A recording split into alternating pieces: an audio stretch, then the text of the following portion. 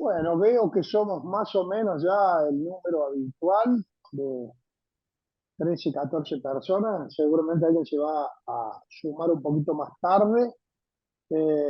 Vamos a comenzar esta charla con Darío Stukalski, a quien quiero presentar. Es profesor de historia de la UBA, pero sobre todo un eh, amigo editor, del cual en mi llegada a la edición universitaria pude aprender muchísimo de Darío. Darío, en esa misma época en que nosotros estábamos lanzando la EDUBIM, Darío llegaba a la Universidad General Sarmiento, a un centro de publicaciones eh, que logró revolucionar totalmente en un tiempo relativamente breve, y fue quizás el único que llegó a la REUN con en aquella época, 2009, 2008, 2009, con una trayectoria previa en el mundo de la edición. Venía de trabajar en una gran editorial como Aike, tenía una larga experiencia en edición. Él actualmente es profesor de la carrera de edición y también da clases en el Tecnicatura o diplomado, no sé muy bien qué es, de la Universidad de Litoral, perdón, de Entre Ríos, la UNER, donde también enseña en esa carrera de edición. Y decía que llegó a General Sarmiento, revolucionó a ese centro de publicaciones, que como sabemos, un centro de publicaciones no siempre es una editorial. Él logró darle una impronta a ese centro, convertirlo en una editorial. Luego llevó sus ideas a la REUN, que en ese momento estábamos en un proceso también de cambio, y bueno, pudimos asumir desde la red de editoriales universitarias un trabajo que creo yo eh, va a haber que esperar muchos años para que se vuelva a repetir, por las cosas que hicimos, por las oportunidades que se nos abrieron en aquel momento, desde abrir una librería en plena ciudad de Buenos Aires, la llamada LUA, Librería Universitaria Argentina, eh, y también haber colaborado en la creación del Foro Mundial de la Edición Universitaria, que fue una idea ¿Dónde está enchufado el impreso? justamente eh, de Darío, Perdón, pero se nos está metiendo el audio sí, de Cianchi, de ¿puede ser? gente de la Universidad Nacional de Río Negro. Decía, bueno, llevamos adelante el Foro Mundial de la Edición Universitaria en Frankfurt, que tuvo varias ediciones y que fue un momento muy importante de la edición universitaria latinoamericana. Todo eso lo hizo Darío. Eh, y un poco lo convocábamos hoy para hablar, creo yo, él da la materia de producción editorial en la UBA, para que habláramos un poco de este aspecto que es cómo pensar la parte que en general no se piensa o no se analiza de la edición, que a la hora de publicar es necesario tener claro cuáles son las variables, los costos, las oportunidades, cómo fijar el precio de un libro y cómo hacer que ese libro que llega a la fase de publicación esté verdaderamente disponible entre los lectores, y que eh, la editorial no muera en el intento. Esa es un poco la idea de convocarlo a Darío. Como les decía, verdaderamente yo aprendí muchísimo de Darío en este aspecto. Así que, y lo he escuchado en muchos lugares hablar eh, sobre estos temas y ha sido realmente siempre una parte muy productiva para entender el mundo de la edición. Bueno, Darío, espero que digo, no te puedo presentar más objetivamente, además hemos escrito artículos juntos, en libros, en revistas, es decir, hemos hecho muchas travesuras juntas, hemos viajado a muchas ferias del libro en el mundo y también hemos hecho discusiones muy apasionadas. Así que, digamos, estoy presentando un colega, un maestro del que aprendí mucho, pero también un enorme amigo. Así que espero que también en esta charla puedan ustedes disfrutar y digamos también, después agendar un contacto para aquellos que o están en la edición universitaria, o están en la edición independiente, o están haciendo su inicio, consultarlo porque realmente Darío es una persona al que vale la pena tener en la agenda de los editores, por su generosidad y su sapiencia. Darío, te dejo la palabra. Bueno, muchísimas gracias, Carlos, por esta presentación, por esta invitación, primero, porque la verdad que siempre estar en contacto con vos, con Edubín, que para mí es una editorial de referencia en la edición universitaria y más allá, y verdaderamente también yo he aprendido mucho por esta capacidad tuya y de todo el entorno, incluso de Edubim, de generar políticas importantísimas que le han dado lugar a un montón de proyectos que tienen que ver con lo que vamos a hablar hoy, ¿no?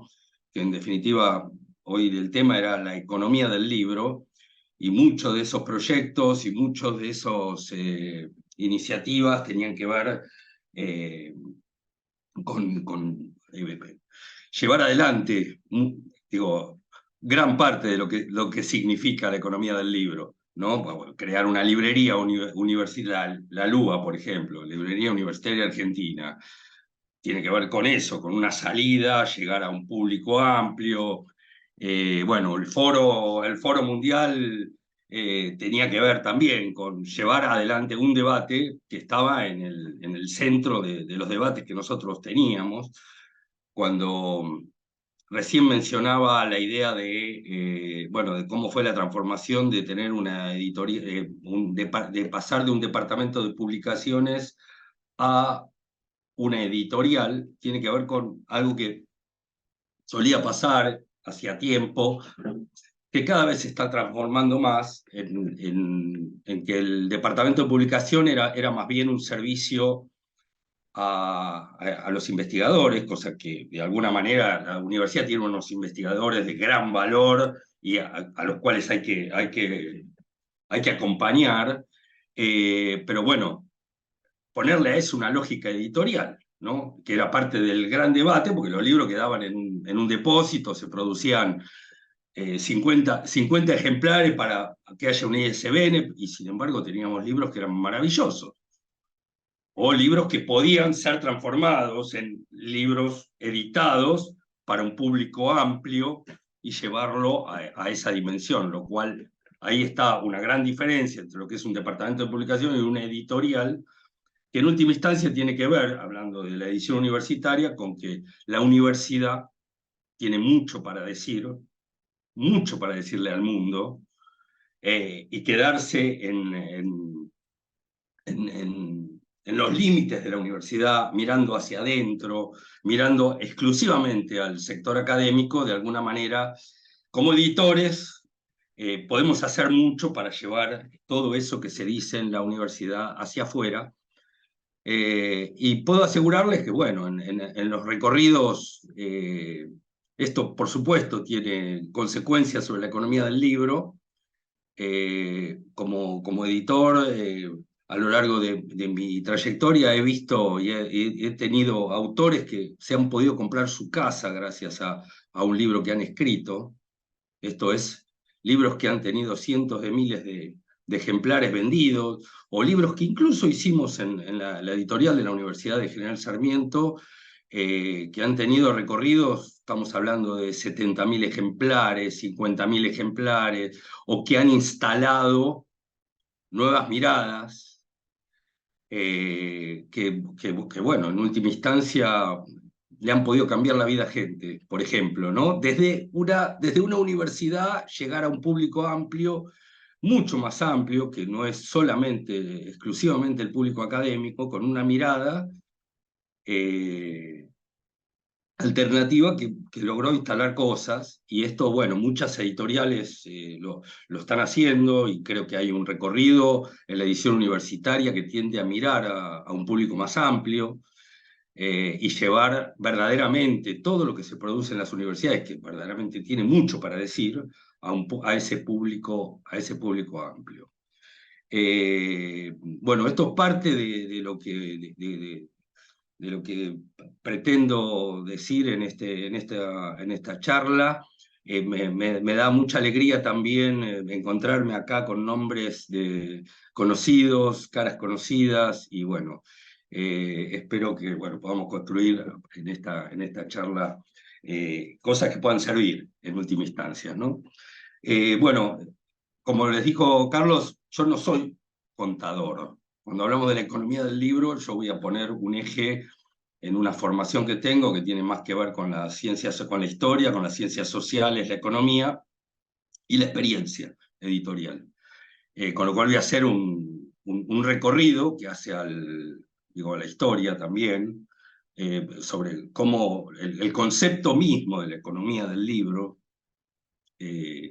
tiene que ver con esa trayectoria. Obviamente, cuando pensamos en esto de la economía del libro, tenemos una historia que pensar, que no fue siempre igual. Obviamente, tiene que ver con un momento de transformación de la humanidad, y que comienza básicamente con la consolidación del capitalismo, pensando, digamos, siglo XVIII, siglo XIX, revolución industrial, revoluciones y otro tipo de revoluciones que han cambiado la cabeza, alfabetización.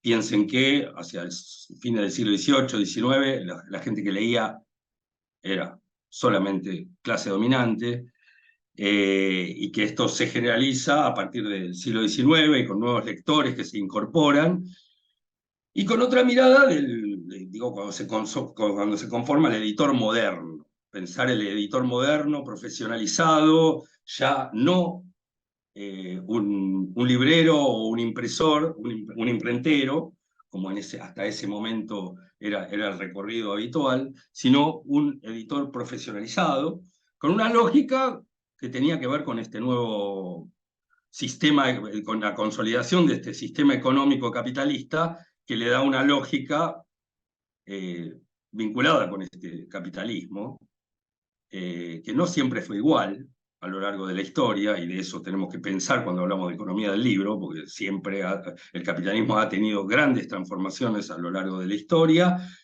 y no solo a nivel mundial, sino específicamente en nuestro país. El capitalismo de la Argentina no es lo mismo que el capitalismo de otros países, y todo eso hay que pensarlo cuando pensamos la economía del libro, porque forma parte de ese recorrido. Y básicamente, bueno, pensar en la economía y en esa transformación, en esos nuevos lectores, y en el editor moderno, tiene que ver con un editor que empieza a pensar con esta lógica de acumulación también, ¿no? Cuando se habla de acumulación, estamos hablando de una lógica que se mantiene a lo largo del sistema capitalista, de que alguien invierte dinero para obtener más dinero al final. Digo, no quiero decir, por ejemplo, que esto es la lógica del empresario, ¿sí? Que por supuesto en una editorial pública tiene otros recorridos y demás, pero bueno, es lo hegemónico sobre lo cual hay que pensar, y que tiene que ver con alguien que invierte dinero para obtener más dinero al final, pero ese dinero invertido supone comprar mercancías que son insumos, que es fuerza de trabajo, pagar salario, alquilar un espacio y un montón de otras cosas más, y en la mezcla de todo eso obtiene un producto nuevo que es vendido. Ese producto nuevo tiene un montón de valores agregados en base a cada una de las mercancías que fue adquiridas para ser vendido y obtener una ganancia luego de todo ese proceso.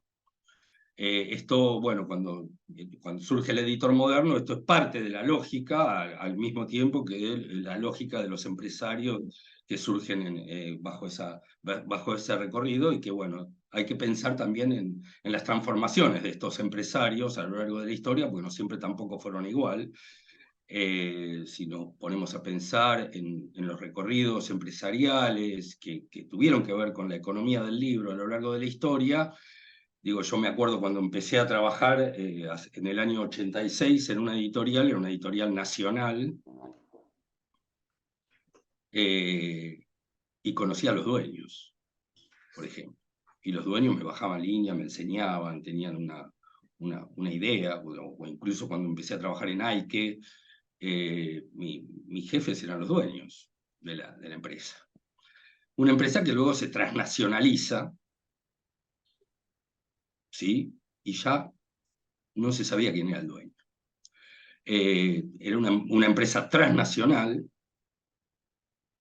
que suponía accionistas de muchos lugares del mundo, que además tenían acciones en, no sé, Aguas Argentinas, quizás Armas, invertían en diferentes cosas y compran una editorial y compran otras editoriales que se fusionan y empiezan a pensar en términos con una lógica muy diferente, y nos instalan nuevas lógicas,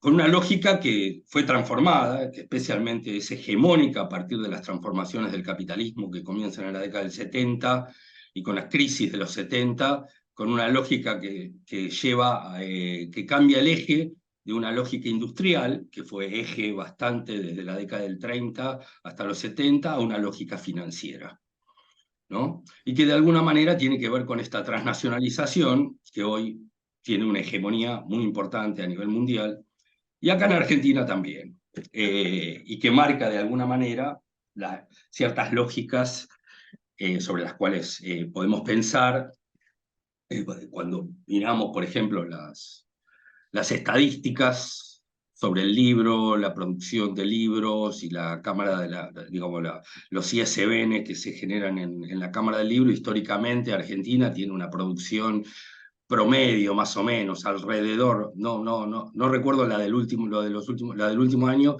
pero históricamente fue de 30.000 ejemplares, ¿no, Carlos? ¿Lo tenés el dato ahí? Más o menos son 30.000, no ejemplares, perdón, títulos, novedades, 30.000 novedades. Y en esas 30.000 novedades que tiene la Argentina, anuales, se incluyen producciones de micro, pequeñas, medianas, grandes, empresas nacionales, transnacionales, y que cuando hacemos ese mismo análisis en los ejemplares producidos, esto cambia enormemente en esta gran bibliodiversidad que tiene la Argentina, con editoriales de todo tipo, que incluye la edición universitaria, editorial pública también, por una concentración enorme, fuertísima, de los ejemplares producidos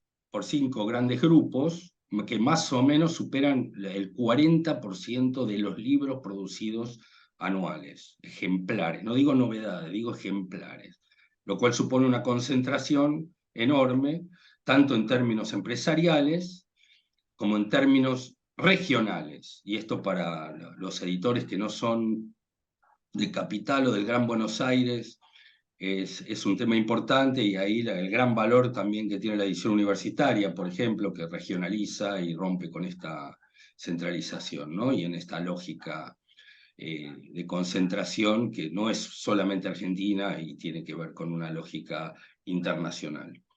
Esto de alguna manera nos hace pensar, cuando hablamos de la economía del libro, y no solamente la del libro, sino en general del campo cultural, y acá voy a traer algunas categorías de un autor que que me parece que nos da mucho pie para pensar esta idea de la economía del libro, que es Bourdieu. No sé si alguna vez han leído algún material, pero que bueno, nos trae, cuando habla del campo cultural, nos trae para pensar un sistema, digamos, en el marco de un debate, ¿no?, sobre lo que es las dimensiones económicas con las dimensiones simbólicas, nos trae a pensar un campo con cierta autonomía, una autonomía relativa, respecto de la estructura económica y con ciertas lógicas que hay que entender para pensarlas, ¿no? Y cuando hablamos de campo cultural, digamos, también tiene que ver con condiciones históricas en donde esto se ha autonomizado, que tiene que ver con esta transformación que mencioné, con la consolidación del capitalismo y la expansión de los mercados. Pero bueno, la noción de campo me parece que es clave para pensar y para generar algunas reflexiones sobre esto de la economía del libro, porque en algún sentido la idea de campo de Bourdieu nos hace pensar en básicamente en un sistema de relaciones sociales con relaciones de fuerza incluso, entre agentes con una posición particular dentro del campo. Cuando hablamos del campo editorial también, cómo nos ubicamos dentro de ese campo, y bueno, esto de la economía del libro está directamente vinculado en esa posición que cada uno de los agentes tiene dentro de ese campo, pero que también tienen que ver con un sistema de luchas que operan dentro de ese campo, con competencias por la legitimidad cultural, en donde hay actores dominantes que luchan por una continuidad y la reproducción de una estructura, y actores dominados que luchan por una discontinuidad y una nueva legitimidad, ¿no? Pero bueno, que apuntan, digamos, de alguna manera a instalar nuevas creencias colectivas y demás. O sea que cuando se habla de la historia del campo, se habla de historias de luchas, por la imposición de categorías de percepción y de valoración legítimas, o por ejemplo, qué sé yo, cuando se habla de la lógica y cuando se habla de autores, perdón, consagrados que dominan el campo de la producción, que definitivamente se han impuesto poco a poco en el mercado, y que se volvieron cada vez más legibles y aceptables. Y bueno, esta idea de imponer un producto, un nuevo actor, un nuevo autor, un producto nuevo, un nuevo sistema de gustos y preferencias, bueno, tiene que ver con la propia noción de la historia del campo y cómo esa dinámica se consolida, que supone la traslación de los gustos en términos de Bourdieu, que bueno, quería traer acá, porque de alguna manera me parece que tiene que ver con esto de la economía del libro y el potencial que tiene un editor de instalar nuevas miradas, nuevas maneras de pensar, de cambiar la vida de las personas e instalar a futuro, lo cual tiene un retorno sobre el libro y cómo lo pensamos y cómo pensamos el producto, el proyecto, el recorrido, el ciclo de vida, ¿sí? Digo, cuando yo les decía, qué sé yo, por ejemplo, lo que pasó, digo, en algún momento que pasó en la editorial AI, que cuando editamos, por ejemplo, el primer libro de Derechos Humanos para la escuela secundaria, por ejemplo, que instalamos que finalmente se convierte en una materia de la escuela secundaria, o por ejemplo cuando editamos en la Universidad General Sarmiento el libro Yo Nena, Yo Princesa, digo que no sé, lo debe haber muchos, que se terminó haciendo una película, por ejemplo, pero en el momento que lo editamos, ahora ya hay muchos más libros vinculados con la temática. Cuando instalamos ese material que hablaba de una niña trans, a quien le dan un DNI sin un juicio previo, digamos, que fue el primer caso en el mundo donde ocurre una cosa así, en una niña de 6 años. Cuando ese libro teníamos las discusiones en la misma editorial, había gente que decía, no, menor de edad no puede tomar decisiones sobre esto, que era una mirada instalada en la cultura de ese momento, y que con el tiempo fue cambiando y se fue instalando una nueva mirada y que tuvo una repercusión sobre el ciclo de vida de ese libro, que terminó vendiendo, no sé, más de 50.000 ejemplares, ¿no? Estoy diciendo eso porque empezamos, les cuento, la primera tirada fue de 500.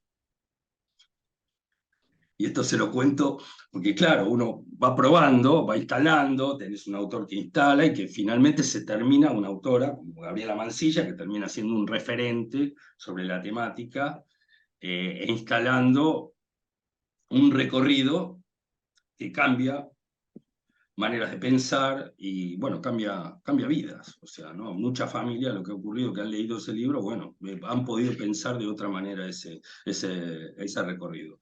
Pero bueno, cuando hablamos también de la economía del libro, tenemos que pensar que es un libro, ¿no? Y siguiendo esta lógica Bourdieu, ¿no?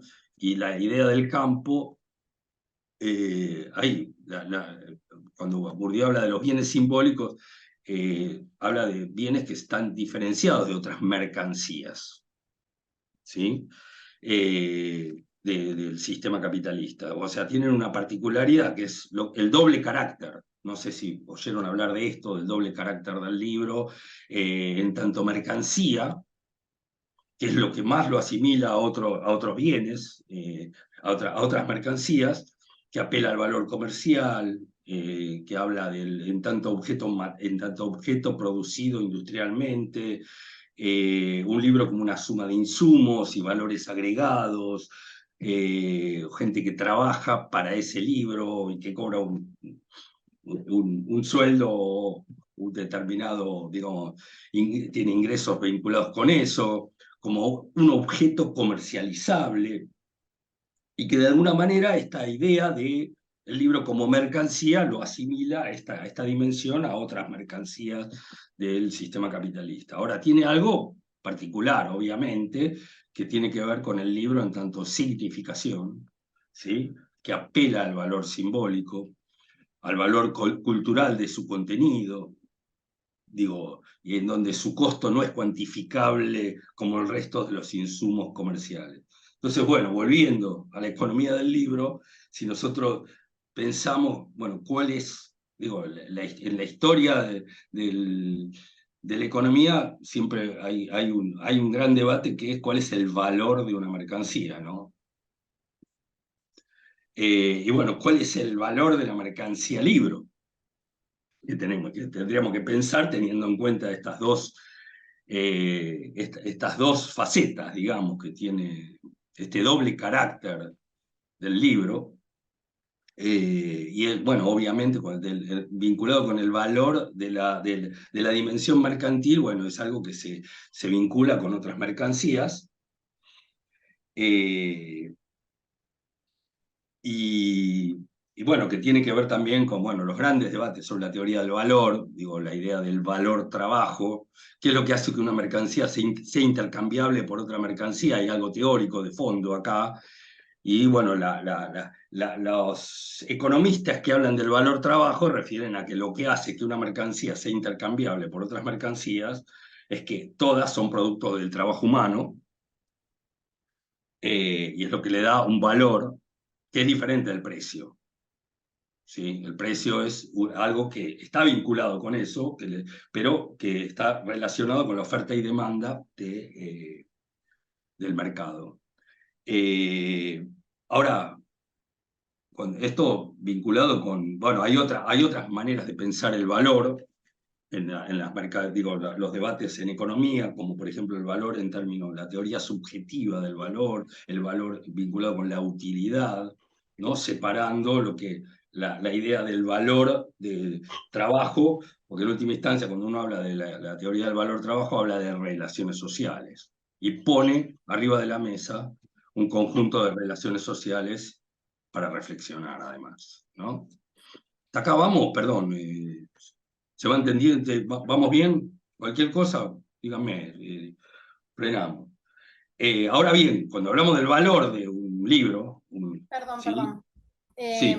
Buenos días. Ahí para retomar. Entonces, cuando usted dice a la hora de pensar el valor del libro, por esta dualidad, como no sería simplemente solo una mercancía, no es equiparable el valor con el precio, o sea, con el costo, digamos, sino que implica un conjunto de relaciones que hay que pensar para dar el valor, digamos, para dar la respuesta a cuál es el valor del libro. Claro, pero ahí lo que diferencia es el concepto de valor del valor de la idea de precio. Valor refiere a el trabajo que tiene detrás, y el precio refiere a otra cosa, es algo que tiene que ver con oferta y demanda y con los movimientos del mercado, ¿sí?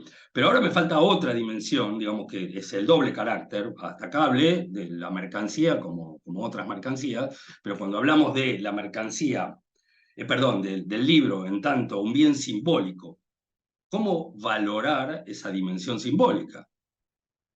¿No? Esa es la otra parte que tenemos que reflexionar y pensar, y que de alguna manera tiene que ver con esta idea del campo que traía antes de parte de Bourdieu, porque el valor simbólico es un valor también producido, tiene que ver con una producción social, ¿sí? De este valor, que de alguna manera hace referencia a la producción y a la producción y reproducción de una adhesión colectiva a un juego, y a la idea del creador creado. Cuando uno habla de un autor, por ejemplo, digo, qué sé yo,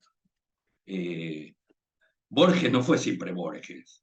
Digo, se fue construyendo esa idea y se fue instalando esa mirada y la lectura para que sea un autor consagrado. Digo, por eso digo, se habla del creador creado. O sea que en última instancia, cuando uno habla de un autor, habla digamos, el autor está hecho con todos aquellos que contribuyen a descubrirlo, a consagrarlo. Digo, estamos hablando de, por supuesto, los editores, los críticos, los prologuistas, etcétera, etcétera. Todos aquellos que contribuyen a instalar un nuevo autor, una nueva mirada, un nuevo recorrido y demás, ¿no? Que supone un proceso de producción de un valor, más allá del autor, que incluye un montón de otros actores que agregan valor y que contribuyen a ese valor simbólico de instalar, ¿no? Que ubica esos contenidos, no solamente al autor, sino también los contenidos creados en el campo intelectual, en algún lugar del campo intelectual, ¿sí? Que tiene que ver con esto que les decía, es un espacio de luchas, y un espacio de construcción de hegemonías, ¿no? Y que, bueno, tiene que ver con esta lógica, y que, bueno, cuando uno habla de bienes simbólicos y este doble carácter también, después esto nos hace pensar en el editor y el rol del editor, porque en última instancia el editor pone en circulación ambas dimensiones al momento de lanzar un libro al mercado, es decir, es un material mercantil, un contenido dentro de ese material, y tiene que manejar ambas esferas, digo, su profesión lo exige, y bueno, y tiene que encontrar, y esto es una lógica política que hay detrás de todo editor o editorial, que se expresa en el catálogo y en un criterio, que de alguna manera se traduce en una organización del campo de la producción editorial, con ciertas miradas, y orientaciones hacia diferentes polos. Son polos teóricos, pero vuelvo a traer acá esta mirada de Bourdieu, porque de alguna manera cuando habla del polo cultural y el polo comercial, no sé si oyeron hablar de esto, como polos teóricos, porque bueno, este doble carácter está en todo editor que apunta hacia uno u otro lado. Digo, uno puede decir, vamos al polo comercial, o orientémonos al polo comercial. ¿Qué quiere decir esto? Instalemos una lógica económica, una lógica muy vinculada con el mercado existente, una lógica que busca una rentabilidad económica inmediata, una lógica que está ajustada a una demanda preexistente, una lógica que instala también un ciclo de vida de producto corto, con una obsolescencia rápida, ¿no? La idea es vender rápidamente lo más posible y obtener una rentabilidad inmediata, minimizando los riesgos lo más posible y minimizando los márgenes de incertidumbre, digamos. Que desde el otro lado, del otro polo, el polo cultural, hay una lógica apuntando a la lógica simbólica, con autonomía respecto al mercado, donde hay un interés en acumular capital simbólico, o sea que el beneficio económico está subordinado a instalar esta nueva mirada, esta instalación de nuevas maneras de pensar y demás. No se suscribe a una demanda preexistente, sino que construye una nueva demanda y va construyendo nuevas demandas en el tiempo, lo cual supone un ciclo de vida del producto más largo y una obsolescencia mucho más lenta de esa producción, de lo que de alguna manera se denomina libros de fondo, por ejemplo, ¿no? Son libros de largo plazo, de largo alcance, que muchas veces en las librerías también están al fondo. Perdón, pero suele ocurrir esto. Pero bueno, estamos hablando de editoriales que aceptan el riesgo, aceptan la incertidumbre y todo sea por instalar a largo plazo estas nuevas maneras de mirar, estos nuevos autores que suponen un cambio y que se expresan, digo, no quiere decir que los polos sean, no es que un editor está en un polo o en otro, no, apuntan hacia uno u otro por este doble carácter, todos tienen una dimensión simbólica y una dimensión mercantil, ¿sí? Siempre está presente en todo sello editorial en un contexto capitalista como en el que vivimos, pero que todo eso está expresado en los catálogos, y que depende de la estrategia editorial, apuntando a uno u otro polo, disputando en algunos casos posiciones en el campo. Y esto también se expresa en el conjunto de los actores de la actividad editorial. Uno lo puede ver, cuando uno mira un catálogo y dice, uy, ¿esto para dónde va? ¿No? Y uno puede visualizar la identidad de una editorial. Pero también detrás de cada libro, nosotros sabemos que los autores no escriben libros. Yo por decir esta frase he recibido algunos tomatazos. Los autores no escriben libros, escriben textos que son construidos, digamos, son intervenidos por un montón de actores que agregan valor a ese texto, ¿no? Y que llegan a un final con la edición de un libro para llegar a públicos lectores, y cada uno de esos actores agrega valor. Ahora, también podríamos pensar esta lógica de intervención y esta lógica de esta intervención dentro de un campo específico para cada uno de los actores de la actividad editorial, ¿no? Hasta el corrector. Cuando decimos el corrector, bueno, ¿qué es lo correcto?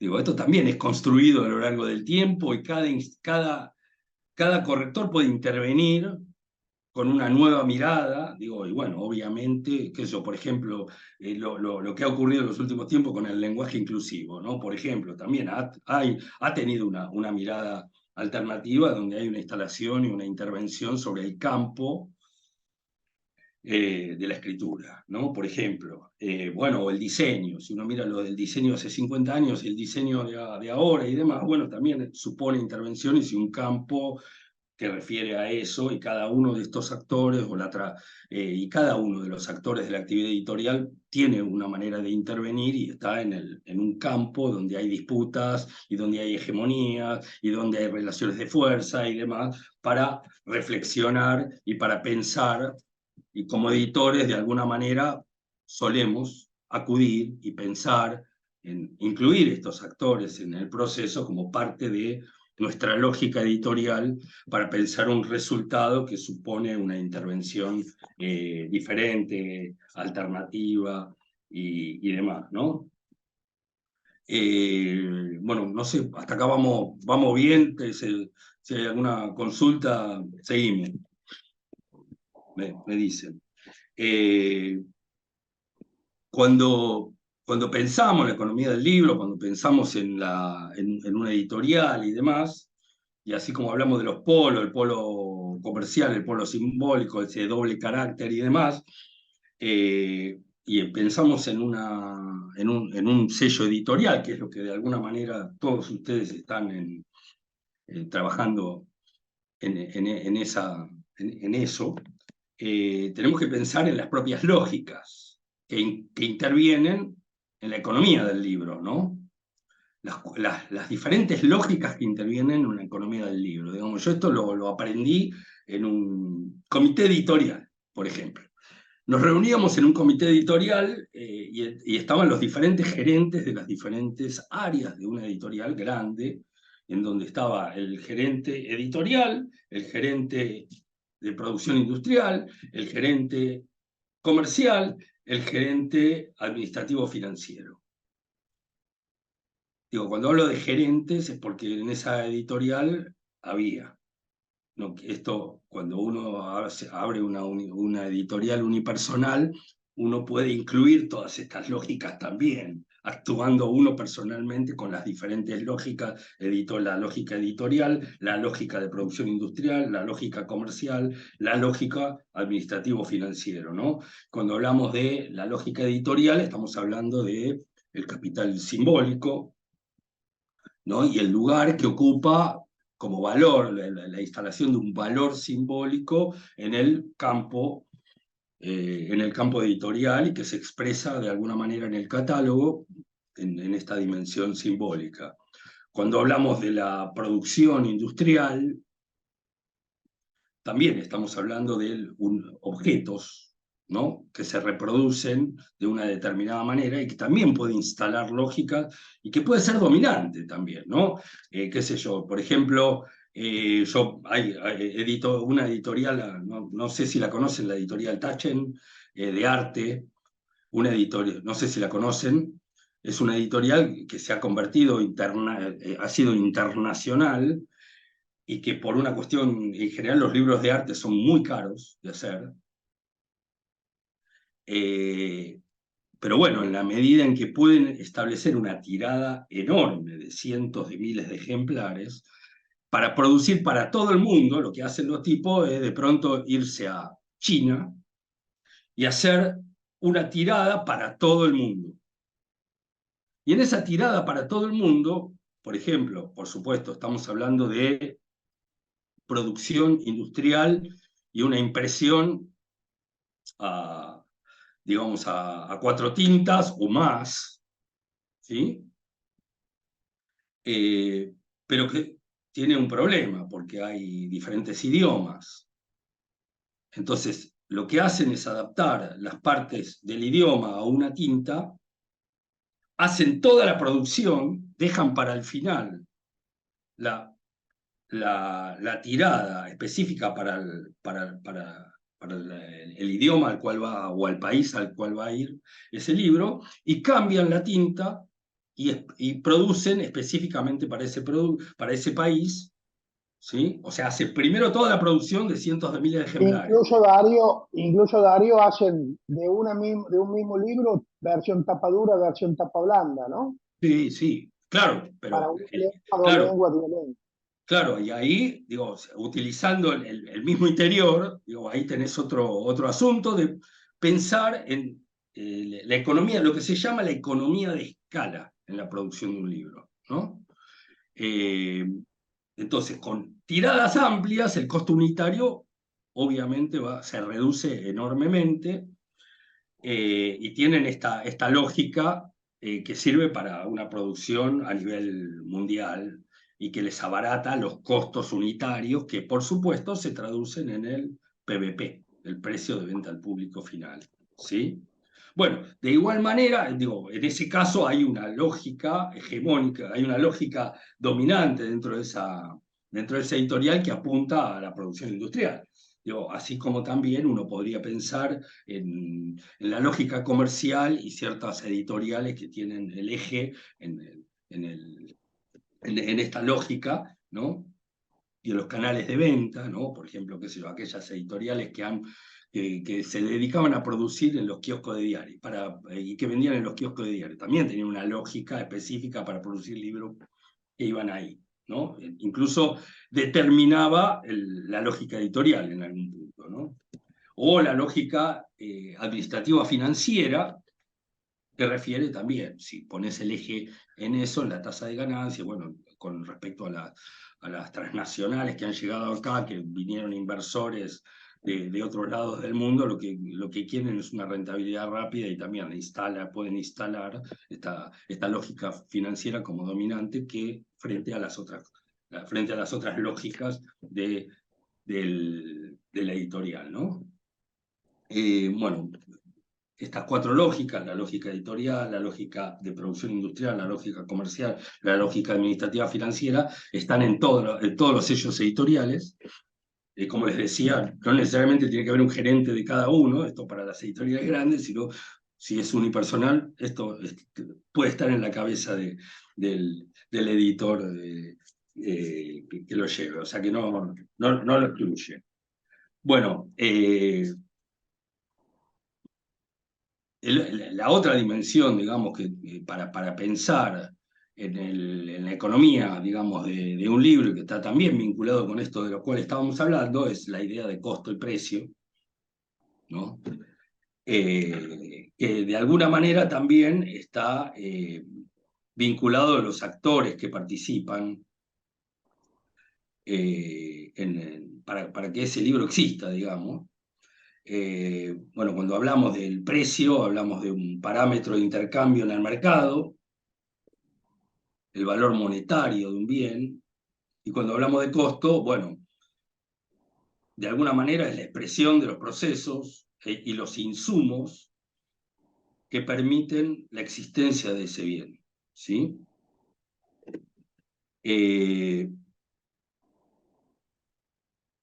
Por lo tanto, cuando hablamos de precio de un libro, uno podría decir que el precio de un libro es un sistema de remuneraciones que incluye el costo, pero que trasciende el costo, y que incluye tanto los procesos editoriales que terminan en la producción de una matriz, como los procesos industriales que toman esa matriz y la reproducen en cantidades. ¿Sí? Esto en términos de libro físico. En libro digital también da para pensar esto mismo, porque hay también una matriz que se cuelga en un portal digital y bueno, tiene un recorrido así. Pero cuando hablamos de procesos editoriales, estamos hablando de procesos más vinculados con lo artesanal, con la intervención humana, con la actividad más manual, la producción letra por letra, página a página, cuyo resultado, donde intervienen numerosos actores, cuyo resultado es la producción de una matriz, que posteriormente, a partir de procesos industriales, que supone la impresión, la encuadernación, o todo el infinito mundo de las terminaciones y acabados, que de alguna manera reproducen en cantidades a esa matriz producida por los procesos editoriales, ¿no? Cuando hablamos del costo de un libro, tener en cuenta estas dos dimensiones es clave, porque el costo de los procesos editoriales son muy diferentes conceptualmente de los costos de los procesos industriales. En el caso del costo de los procesos industriales estamos hablando de costos variables, costos que dependen de cantidades, ¿sí? Y costos que están directamente relacionados con una economía de escala. Cuando hablamos de los costos del proceso editorial, estamos hablando de costos fijos. Costos que son, imprimamos un ejemplar o 50 millones, ese costo se mantiene, ¿no? Y que es independiente de la cantidad producida. Ahora, obviamente que hay una relación que como editores tenemos que pensar entre los costos fijos y los costos variables, porque en última instancia, cuanto más libros producimos, estos costos fijos, es decir, a una mayor tirada, es menor la incidencia de estos costos fijos en el costo unitario final al cual llegamos. ¿Se entiende esto? Es decir, yo hago 1000 libros, qué sé yo, hice, no sé, me sale 1000 pesos, bueno, perdón, voy a decir valores, me sale 1.000.000 de pesos el costo de los procesos editoriales para llegar a una matriz. ¿Sí? Ahora, hago 1.000.000 de ejemplares, eso digamos, la incidencia en el costo unitario es de 1 peso por libro. Ahora, si yo hago un solo ejemplar, es 1.000.000 de pesos que se traduce en ese libro, con lo cual tiene una incidencia sobre el PVP, el precio de venta al público. ¿No? ¿Se entiende esto? Estamos... así que bueno, es para pensar en términos de la economía de la economía del libro, estas dimensiones, el costo de los procesos editoriales, el costo de los procesos industriales, y que por supuesto todo esto tiene una incidencia, y hay que repensarlo y tener en cuenta en elementos que son partes de la planificación editorial. En el corto, en el mediano y en el largo plazo, para considerar, y en la definición de un precio de venta al público, por ejemplo, o en la definición de una rentabilidad en el largo plazo, o de lo que, digamos, depende la estrategia de cada una de las editoriales. Digo, a ver, si les parece, les muestro, digo, no sé si oyeron hablar del concepto de escandalio. No, para nada. No. Bueno, a pesar de que se parece a la palabra escándalo. Eso porque no leen el libro que escribí yo, que está de acceso gratuito, y al final está explicado lo que es un escándalo. Claro. Bueno, a pesar de que se parece mucho a la palabra, a la palabra escándalo, a veces tiene que ver con eso, pero bueno, el escandalio tiene que ver con una matriz que habla de costos, beneficios, pero que está todo expresado en una gráfica que es necesario considerar en un plan editorial a corto, mediano y largo plazo, en donde tenemos todas las dimensiones del libro. Yo, si quieren, ahora les comparto, permiso, voy a compartir pantalla, así Sí, les dale, muestro. adelante, podés hacerlo. ¿Cómo? ¿Me Que podés habilitás? hacerlo, está habilitado. Ah, genial.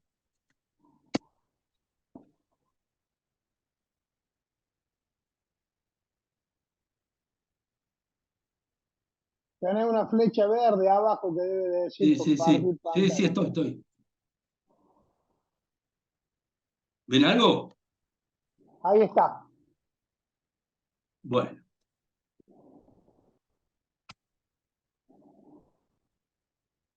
¿Se ve bien? Perfecto.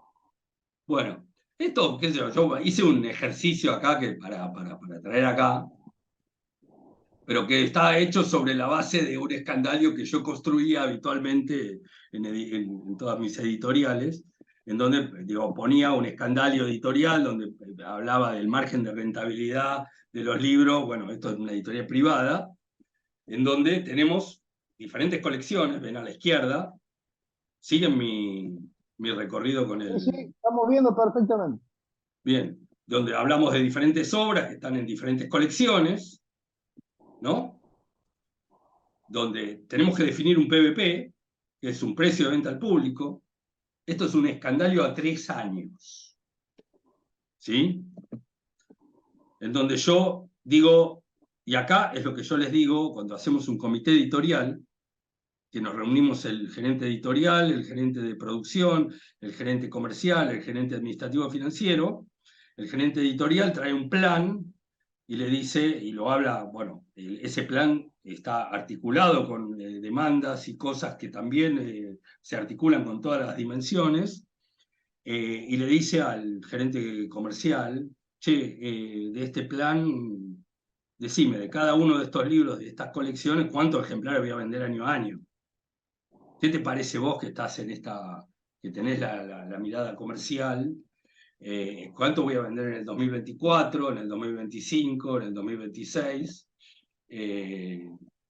Y así de cada libro, ¿sí? ¿Y cuánto a 3 años, cuál va a ser la sumatoria, ¿no? Cuando yo digo el total, es la sumatoria de 2024, 2025, 2026 de ejemplares vendidos estimados. Es una planificación posible. Estamos hablando de cantidades importantes, de una editorial importante, que para el primer año estima 9.000 ejemplares, para el segundo 4.500, para el tercero 3.000. Bueno, pero también uno podría pensar en una editorial más pequeña, o colecciones que apunten a públicos más específicos de 400 ejemplares por año, por ejemplo, ¿no? Con una venta de 1.200 en 3 años. Y también podemos seguir pensando esto a mucho tiempo. Ahora, esto tiene una lógica para pensar en términos de, bueno, ¿cuánto me va a quedar a mí? Digo, yo salgo a vender esto al mercado, a 4.000 pesos la unidad, ¿no? Fíjense, el PVP de 4.000. El primer año vendí 9.000 ejemplares, o sea, yo ahí el cálculo que hago es el PVP por la cantidad de ejemplares vendidos y por un promedio de lo que me queda a mí después de la dimensión comercial, que es más o menos un 50%. ¿Sí? En algunos casos, bueno, un distribuidor me saca el 60%, en algunos casos una librería me saca el 30%, en algunos casos vendo yo más o menos un promedio del 50%, esto es un número que cada editorial lo va a tener. Entonces yo digo, cantidad de ejemplares por el PVP, estimado, ¿sí? Y bueno, me van a quedar ahí por el 50% después del proceso de venta, me queda un monto, ¿sí? Cada año. ¿Sí? ¿Me van siguiendo? ¿Se entiende hasta acá la gráfica? Sí, perfecto, perfecto. Cualquier cosa me dice. Bueno, entonces yo así puedo sacar el total de ventas netas, sin contar la dimensión comercial, de los 3 años. ¿Sí? Ahora, después yo tengo que incluir a esto cuáles fueron mis costos. Puedo tener los derechos autorales, ¿sí? Que puede ser el derecho autoral, lo puedo pagar, y en este caso, por ejemplo, dice 0, pero no es 0, lo tengo dentro del costo de la matricería. ¿Sí? Lo podría haber puesto acá y separar, pero bueno, acá en la gráfica no está así, pero lo explico igual, ¿no? No es 0. Se le pagó a la autora de manera adelantada. Es un contrato de cesión. En otros casos es el 10% del precio de facturación o del precio del PVP. Hay muchos tipos de contratos sobre esto. Y bueno, el cálculo se vincula a lo vendido y demás. Después tengo el costo industrial y el costo de matricería.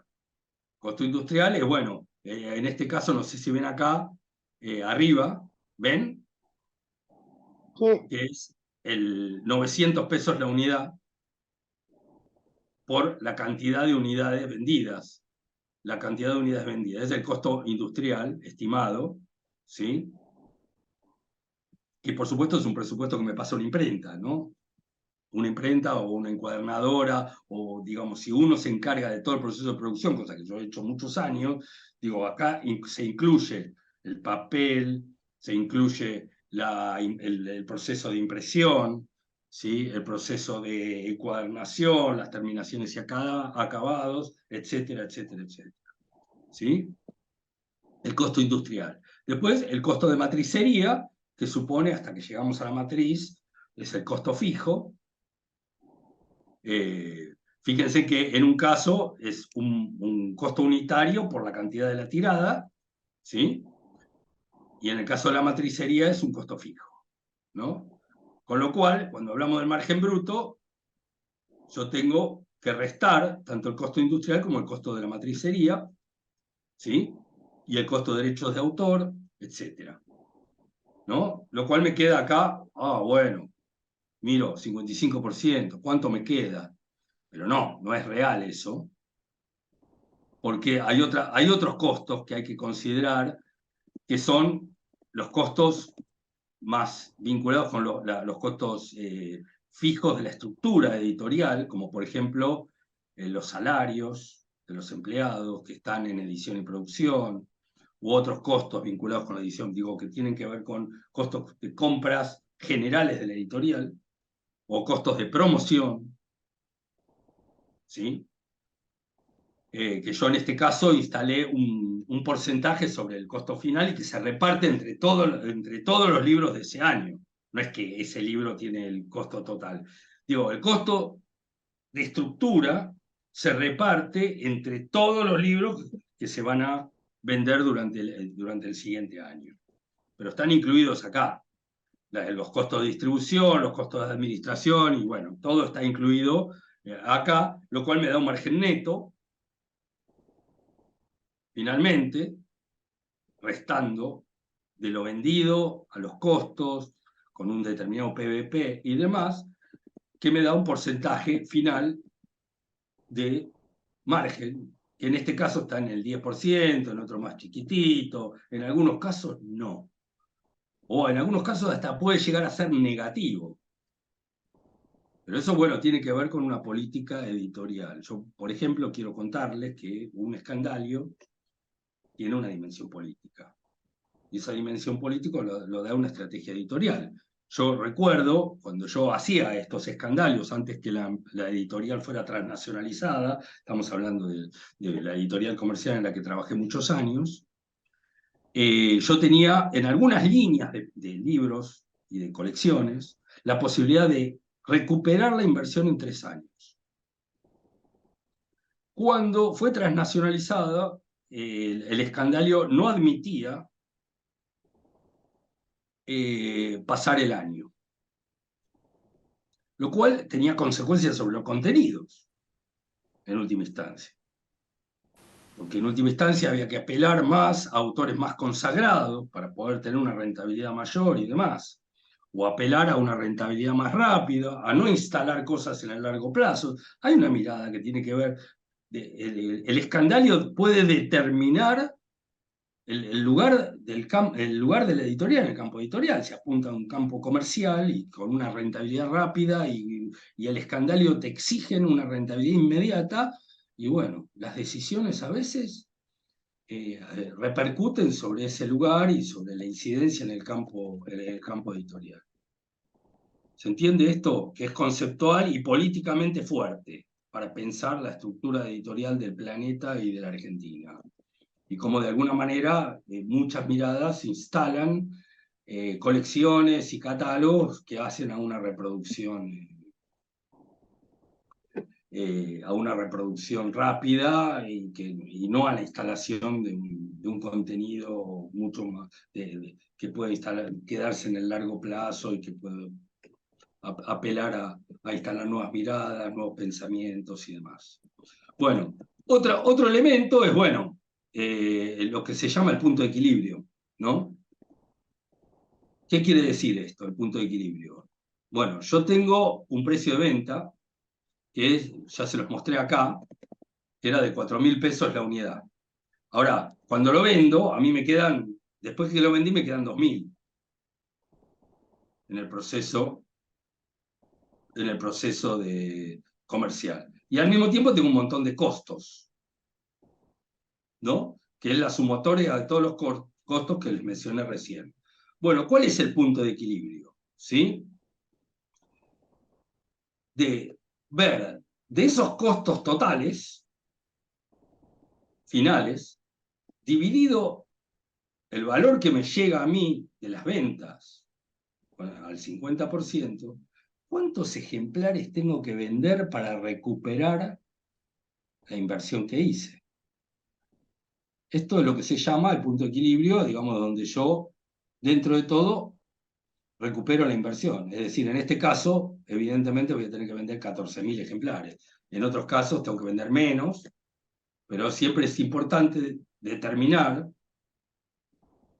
haciendo estos cálculos de, bueno, cuáles son todos mis costos y a cuánto voy a vender el libro, cuántos ejemplares tengo que vender para recuperar esa inversión. ¿Se entiende hasta acá? ¿Sí? Perfecto, Darío, perfecto. Se entiende muy bien. Yo creo que dado el avance de la hora, estaría bueno que si la gente quiere hacer preguntas y sacarse dudas, de todas formas creo que nos va a regalar, como dicen los mexicanos, ese Excel para que nosotros lo podamos compartir en el grupo.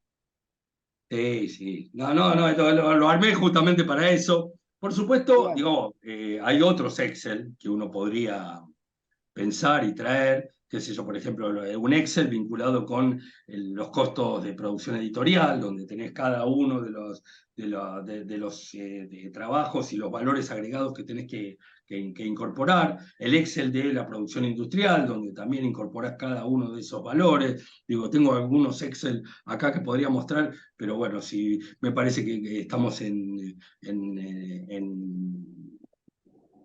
un momento como para las preguntas, pero sí quiero aclarar que esto es político, siempre que las decisiones que uno toma son políticas, y que esto hace al lugar, y a la economía del libro, y al lugar que ocupa la editorial en el campo editorial, y el lugar que ocupa el libro en un mercado también, ¿no? Así que bueno, abrimos a las preguntas. Yo antes de ir a buscar a mis hijos y te escucho mientras voy caminando, eh, la- esa es la importancia también de las editoriales universitarias, saber cuál es el punto del equilibrio, que no hay ganancias en realidad, porque todo se invierte a seguir produciendo.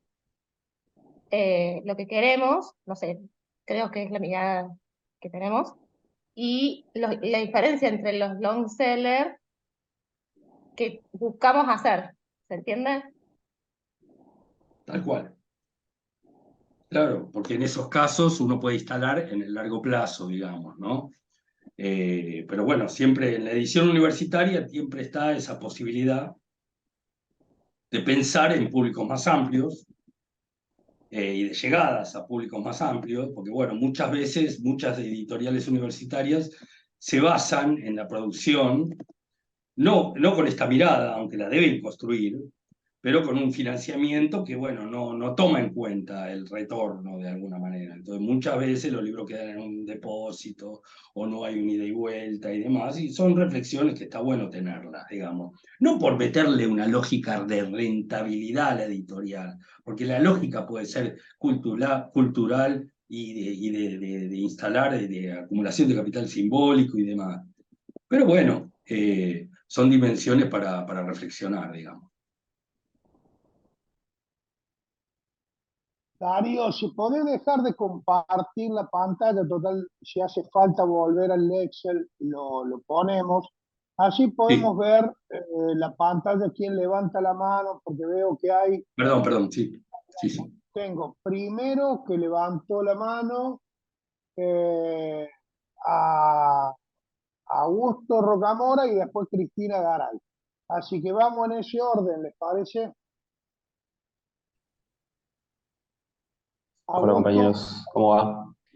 bien, bien. Bueno, Está muy bueno esto de esta mirada de todo escándalo político, digamos. Yo traigo a colación, hablando con dos colegas editores. Uno tiene una editorial pequeña acá en Córdoba, otro tiene una editorial mediana, vamos a decir, en Buenos Aires, eh, que siguen siendo quizás con menos estructura, digamos, menos. En ambas editoriales, los dos editores se encargan de todo, uno terceriza más que el otro, digamos. Eh, pero lo que traían a colación es el escándalo como una posibilidad de transparentar puertas adentro, con los autores, con los traductores, con los correctores, digamos, el Sí. procedimiento y el proceso, Esta- digamos, ¿no? Y los costos y el orden en el que se ejecutan las cosas, digamos. Entonces los dos editores defendían la posibilidad de que el escándalo permitiera, digamos, hacer visible tanto para los consumidores como para quienes participan del proceso de construcción de un objeto de lectura, aquello que aparentemente, digamos, se trata solamente de algo para grandes empresas o grandes industrias. Y bueno, ponían en juego ahí la posibilidad de socializarlo un poco, ¿no es cierto? Ante las demandas quizás de los autores o de los correctores, bueno, está esta herramienta que sirve para mostrar, digamos, para ser transparente y sobre todo en caso de una pequeña editorial que no se hace tiradas de 100 u 80 o 150 artesanalmente, y otra editorial que hace tira que el último libro que sacó recién es después de, no sé, después de 40, 50 libros, es el primer libro que terminó offset. Entonces pudo tirar 1000 ejemplares. Pero bueno, aparece ahí la posibilidad de decir, oigan, esto es lo que sucede, para comprender, digamos, sobre todo las editoriales pequeñas, cuando en este momento que vienen como muy complicado, digamos, el ecosistema del libro, poder comprender qué es lo que pasa, digamos. Claro, muy Entonces pertinente. digo, traigo a colación a esto, ¿no?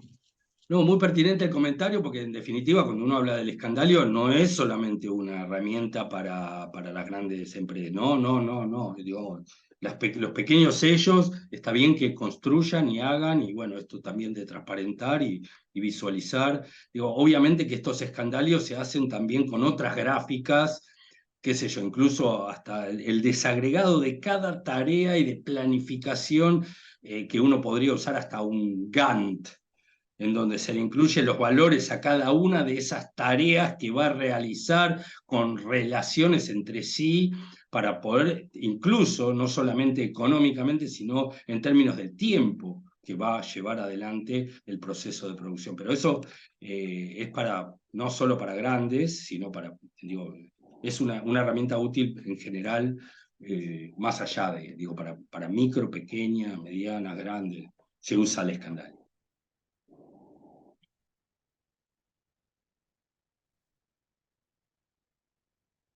Bueno, adelante, Cristina.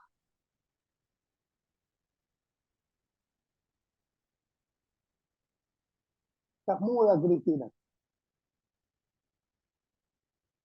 Perdón, estaba haciendo clic, clic, clic y no me daba.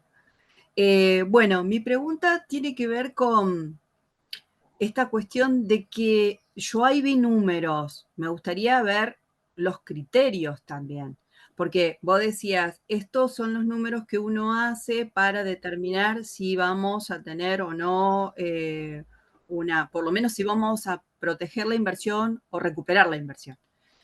¿Cuál es el criterio para poder determinar eso? ¿O el criterio es posterior? O sea, estás mostrando algo que en el que seguramente hubo criterios, porque por algo se seleccionó tal libro o tal otro o tal autor, o decir, bueno, en esto imprimimos 500 ejemplares, en esto imprimimos 2000. O sea, ¿cómo se manejan esos criterios? Hablabas Bueno, también de que había reuniones y demás, sí. pero digamos, presentar una planilla solo con números, por lo menos a mí, profesora de lengua, es como que me resulta poco ilustrativo. Tiene que haber criterios previos y hay criterios también de análisis posteriores que supongo que se deben aplicar. Absolutamente. Es así. Digo, esos números no son resultado final. Digo, podrían ser el resultado final de una planificación, porque los libros no están, es un plan a futuro. Pero uno, por ejemplo, ahí puede construir, digo, vos vas modificando, por ejemplo, el PVP. El PVP se construye no solamente por los números interiores, sino por los valores que existen en el mercado, de libros similares y demás. Y bueno, uno puede jugar con todos esos valores. El escandalio te sirve. Si vos, a ver, yo puedo construir un PVP, a ver si yo lo puedo bajar. Si yo lo bajo, ¿cuál es el resultado final? Sí, bueno, pero en base a esto, si yo en lugar de vender 9.000 ejemplares, vendo 4.000, ¿qué puede llegar a pasar? Hagamos un escenario. Estos escandalios sirven para construir escenarios y planificar a futuro, y esto tiene que ver con los criterios de cada editorial, digamos, de fondo. Por eso yo les decía que un escandalio tiene una dimensión política detrás, ¿no? Donde te permite pensar, bueno, ¿vos querés vender libros baratos? Y tu política es de vender libros baratos, bueno, tenés que construir en base a eso. Y teniendo el escandalio puedes ir modificando las cosas para bajar los precios. Bueno, ¿querés tener una amplia rentabilidad?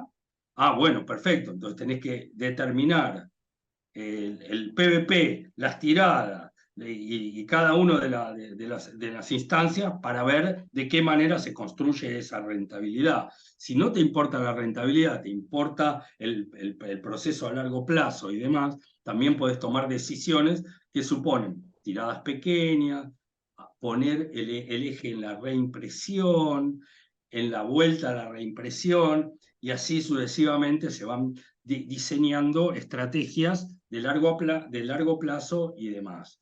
Digo, porque cuando yo te muestro esto, te lo muestro después de hablarte conceptualmente durante la mayor parte del tiempo, en donde hay un montón de otras dimensiones. No es eso simplemente como para ubicar, digamos, que esto de la gráfica, yo no soy contador, pero la gráfica del escandalio tiene una dimensión política y hay que definirla. ¿Sí? Hay un montón de criterios que hacen a eso y que da para, no sé, por lo menos un seminario de un año, digamos, porque bueno, si por ejemplo vos sabés de tirada, digo, de producción, ¿no? Si sabés de producción industrial, y sabés que haces 400 ejemplares, ¿qué vas a ir? ¿A offset o a digital? Esto hay que saberlo, ¿no? Hay un criterio ahí que tiene que ver, bueno, evidentemente 400 ejemplares te conviene ir a digital, pero tiene otras consecuencias de eso. Ahora, si voy a digital, ¿me conviene ir a digital con 400 ejemplares, que es lo que voy a vender en un año? ¿O me conviene producir para los próximos 5 años? Mi costo unitario va a ser mucho menor. Claro, y después proyectás ganancias a largo plazo. A largo plazo, pero claro, si tenemos una inflación como la que tenemos, hay otro A costo lo que hay que mejor incluir, proyectás una que es el pérdida a costo, largo plazo. que es el costo financiero. En ese caso, bueno, se incorpora el costo financiero, ¿no? Pero bueno, hay varias dimensiones que uno puede incluir en en todo este O sea que en recorrido. definitiva te sirve para ilustrar tus propios criterios, porque también entiendo que a veces uno tiene criterios y no los tiene totalmente blanqueados, digamos, y te das El cuenta cuando lo escandalio, empiezas a ver en números.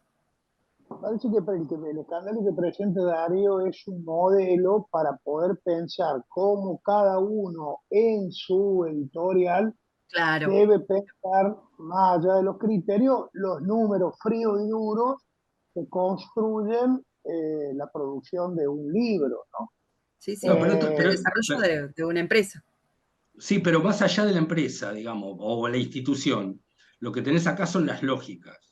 Porque vos ahí tenés Claro, una lógica comercial, una lógica financiera, una lógica editorial, una lógica de producción, y toda esa articulación la tenés que pensar y tenés que pensarla políticamente en términos de criterios bueno, y en términos técnicos también, ¿no? Claro, Todo eso articula.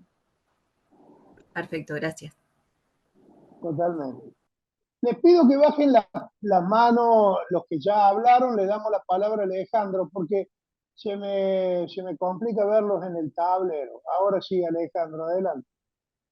Sí, yo voy a volver un poco, Darío, a lo que hablaste a la mitad de la charla, el tema del polo comercial y el polo cultural, que un poco la realidad de las editoriales universitarias, al menos donde yo más me muevo, desconozco un poco la realidad de las comerciales. Hablaste de la acumulación de capital simbólico, que es un poco la función general de las editoriales universitarias. Y hablaste de acumulación de capital simbólico que imagino que no debe ser per se, sino para después salir cada editorial a la región a buscar el territorio, no, más que el territorio, a buscar los lectores de los distintos libros.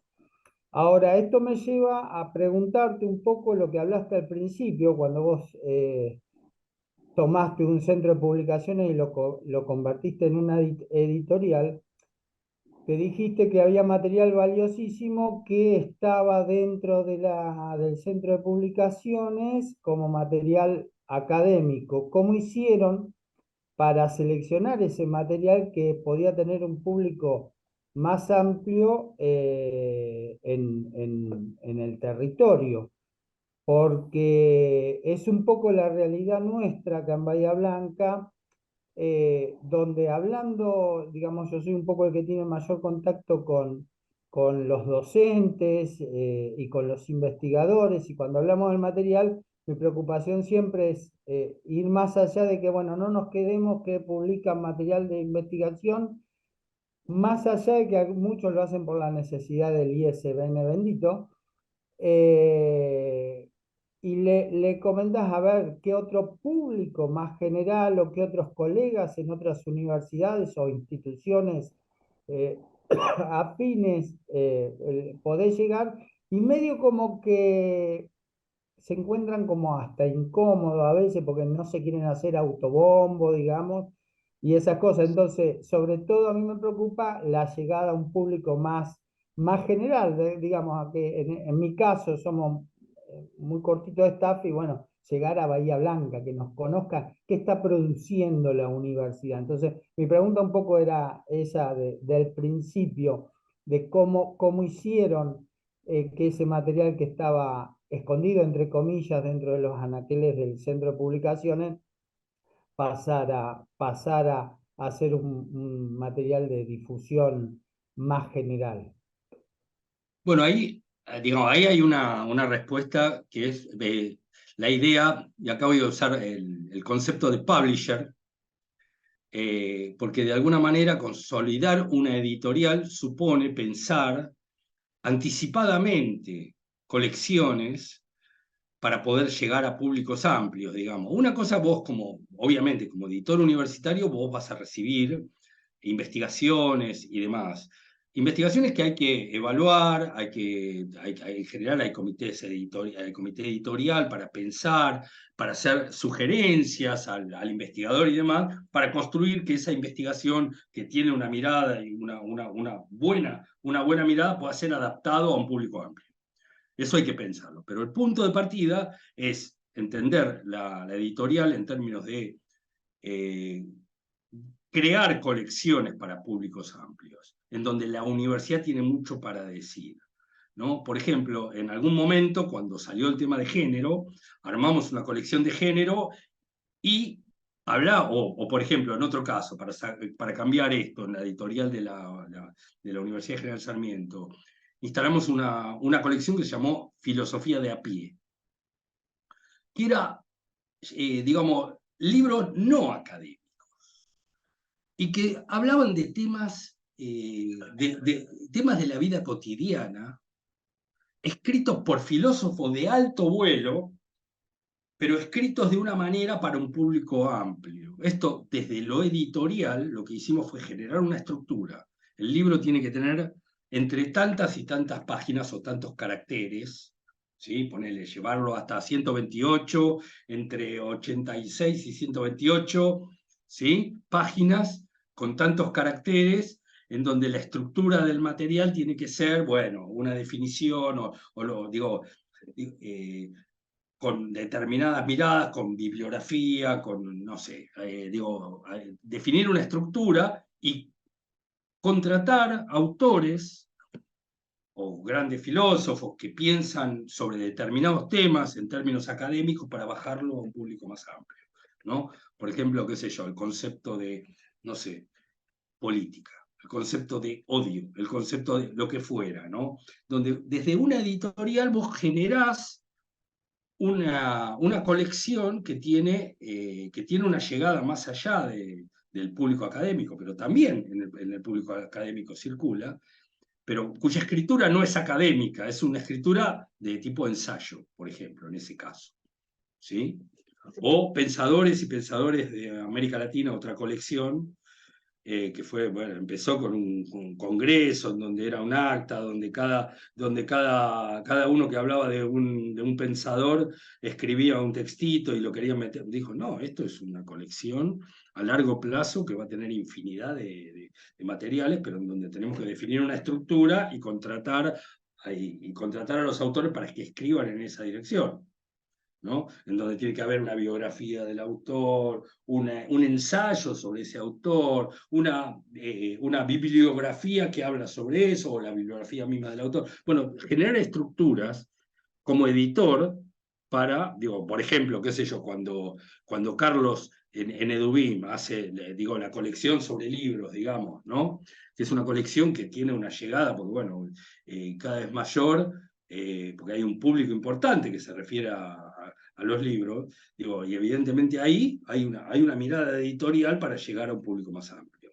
Pero el punto de partida no está en recibir solamente propuestas de autores, sino esa recepción, construirla en términos de la construcción de un catálogo, ¿no? Y de colecciones que establezcan diálogos con públicos más amplios. Esto es un tiempo, lleva un tiempo hacerlo, pero supone definirlo estratégicamente, ¿no? Bárbaro, gracias. ¿Qué tal? Ay, justo Carlos está hablando. Perdón. Digo que estamos llegando a nuestro cierre. Realmente quería agradecerle a Darío la claridad para pensar la economía del libro, no solo desde una perspectiva sociocultural como la de Bourdieu, para poder mirar el libro como lo que hemos venido reiterando a lo largo de este curso taller, que era estas dos dimensiones del libro como mercancía y como producto cultural, lo que es la cadena de valor, el agregado de valor. Darío lo diferenció claramente de valor y el precio, eso que a la hora de publicar debe tener en cuenta estas cuatro dimensiones que el editor hace para poder llegar a un PVP y el valor político de un escandalio para poder diagramar la sustentabilidad, la rentabilidad, la proyección o progresividad de un sello editorial, sea público o sea privado, ¿no? Creo que el recorrido que ha hecho Darío es, este video creo que hay que verlo 2 o 3 veces, tomar nota, mirar el escándalo que generosamente construyó para ver esto también de las distintas colecciones, una colección que tiene el PVP diferido, una colección tiene el PVP incluido como adelanto, bueno, y eso que él llama la matricería, que es todo el costo de armado de un libro, cómo eso después debe ser pensado la dimensión comercial y la dimensión financiera, según la proyección que el sello editorial quiera hacer, ¿no? Creo que es una herramienta valiosísima la que nos ha brindado Darío para pensar esto. Así que agradecerte, Darío, tu generosidad como siempre. Eh, y por supuesto vamos a colgar en el aula virtual la clase de hoy, la charla de hoy con Darío y también el Excel para que ustedes lo tengan como un modelo, incluso, como decía Darío, tentativo para pensar una política editorial. El canal es una herramienta para pensar una política editorial y no para ajustar una política editorial, que a veces es la asociación directa que se hace al uso del Excel, ¿no? Es decir, cómo el Excel sirve para recortar y todo lo contrario, sirve para proyectar. A veces proyectar también tiene una valoración negativa en algunos casos. Eso depende si decidimos o no tomar el lenguaje del amo, ¿no? Es decir, hoy el lenguaje del amo es busquemos el equilibrio, busquemos el ajuste, pensemos en la estabilidad. Bueno, ese lenguaje ya sabemos a dónde nos lleva y el que no lo sabe, por privado se lo puedo contar, sin temor a equivocarme, como Darío nos contó la teoría de Bourdieu y la idea de la disputa en el campo simbólico. Así que bueno, agradecerle a todos ustedes.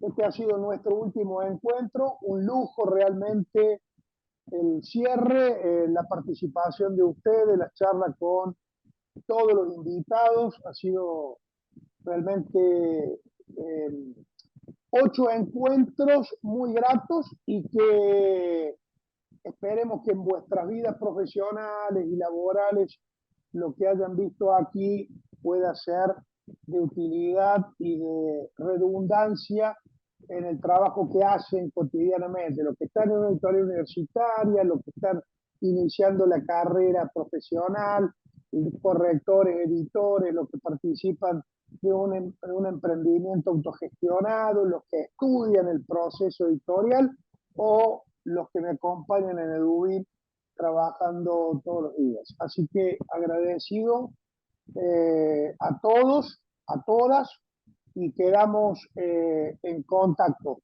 Pronto les vamos a enviar los certificados correspondientes y nos pondremos en contacto a través de Factus, ¿no?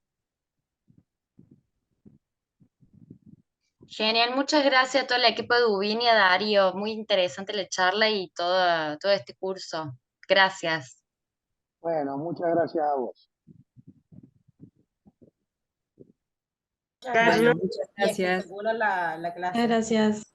Muchísimas gracias. Muchas gracias. Muchas Por gracias. todos los encuentros. Gracias, Darío. Un gusto haberte visto nuevamente y nos estamos cruzando en cualquier otro momento. Y un placer realmente estar acá.